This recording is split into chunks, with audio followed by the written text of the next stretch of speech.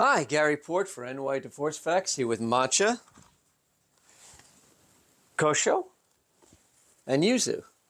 Azuki is not with us today. She laid 4 eggs and she's currently nesting. Because she and Matcha are brother and sister, we replaced the eggs with plastic eggs. But because she's nesting, Matcha is also kind of hormonal and he's been kind of violent. He's bitten me a few times. He's been rather nasty to the teals, which brings me to today's topic, which is domestic violence.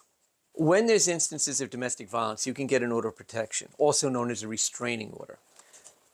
There are 2 types of orders of protection that can be issued: a criminal one, where someone gets arrested, or a civil one, which comes out of the family court. I'll be addressing the family court orders of protection.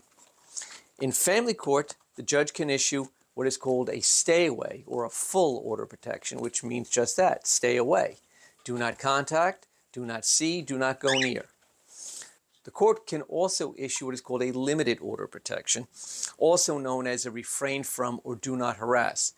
Do not harass, that just means that. Don't harass this person, or refrain from certain behavior. You will not be around this other person if you are doing drugs or drinking. Family court orders of protection are issued between people who have a familial relationship. Boyfriend, girlfriend, husband, wife, wife and wife, siblings, parents, children. The purpose of the order of protection is to ensure the safety of one of the parties.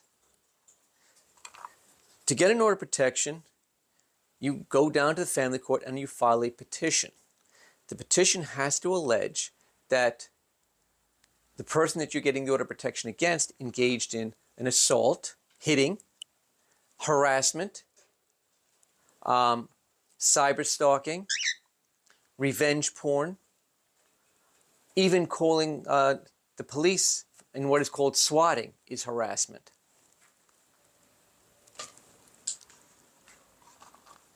When you make out the petition, you've got to be very specific. You can't just say, he's mean to me.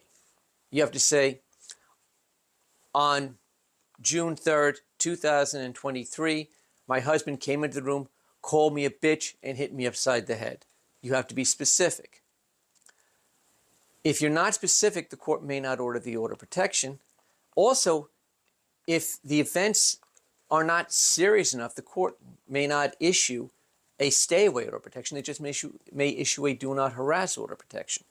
So if the events are very serious, my husband has threatened on repeated occasions to shoot me with a gun and has hit me several times upside the head, causing on one occasion me to have a black eye and a bloody nose, the court will probably issue a stay-away order of protection.